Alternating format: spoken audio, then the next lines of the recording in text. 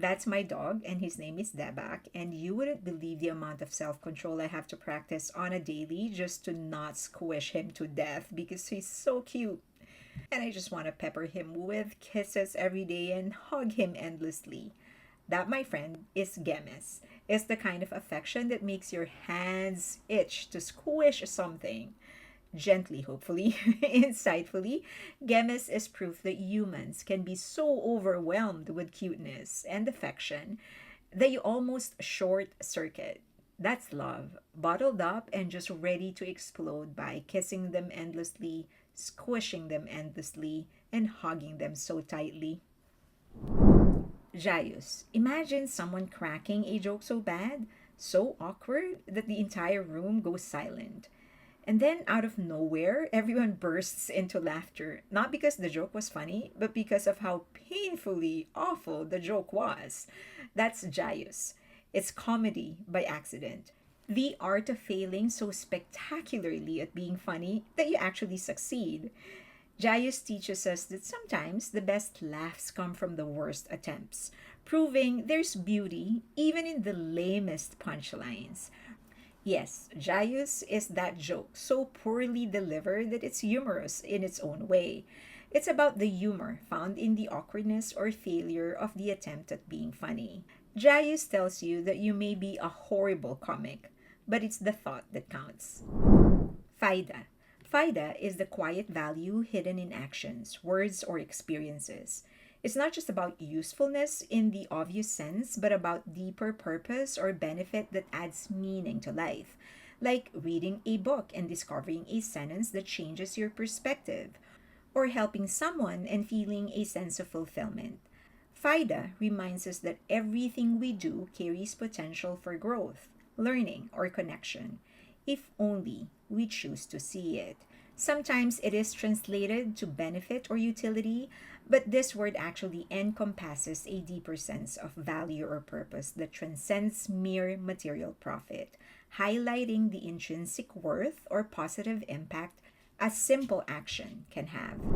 Ambiar. Imagine your favorite ice cream cone slipping from your hand and splattering dramatically on the ground. That's ambiar. It's not just the mess, it's the emotional wreckage that follows.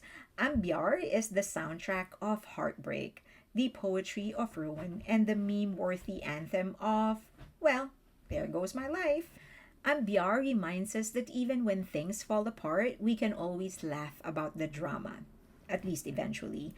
It's chaos wrapped in a bittersweet bow, a state of emotional ruin or disarray, often used to describe heartbreak in a humorous or exaggerated way. Baper, a contraction of bawa perasan. This word describes when someone takes things too personally or gets emotionally affected by something that wasn't intended to be personal.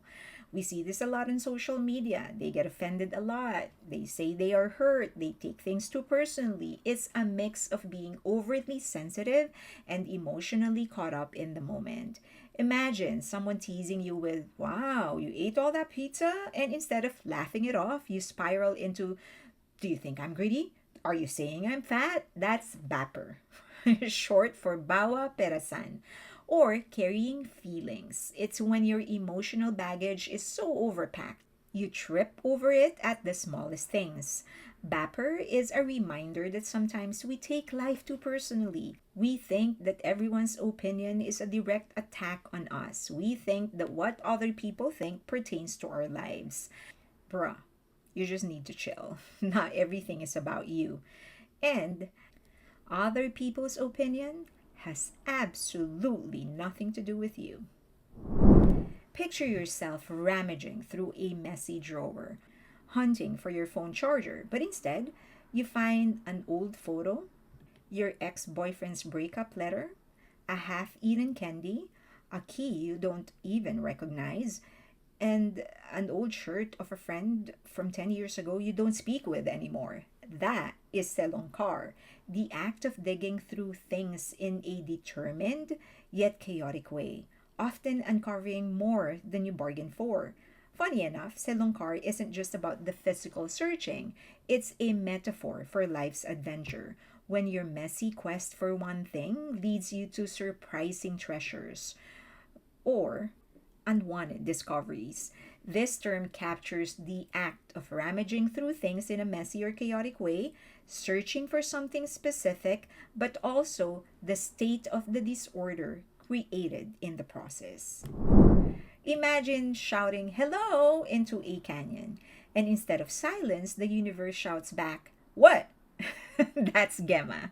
It's the echo. That's not just sound bouncing back. It's the universe way of saying, "I hear you, buddy." Insightful and oddly comforting. Gemma reminds us that even our loudest moments don't go unnoticed. It translates to echo in English, but it actually describes the phenomenon where a sound bounces back, often creating a reverberating effect. Gemma is commonly used both literally, like the echo you hear in a canyon, and metaphorically to describe how an idea or message resonates and spreads. It's a simple yet poetic word that is more relevant now than ever. I hope you found that interesting as much as I did. I can do more. Just let me know in the comment section. Also, please give this video a like, subscribe, and hit that notification button.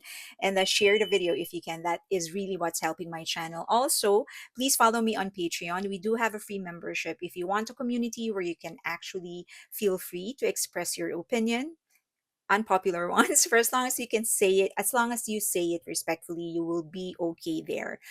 Follow me on X or on Twitter and also on Instagram. Thank you.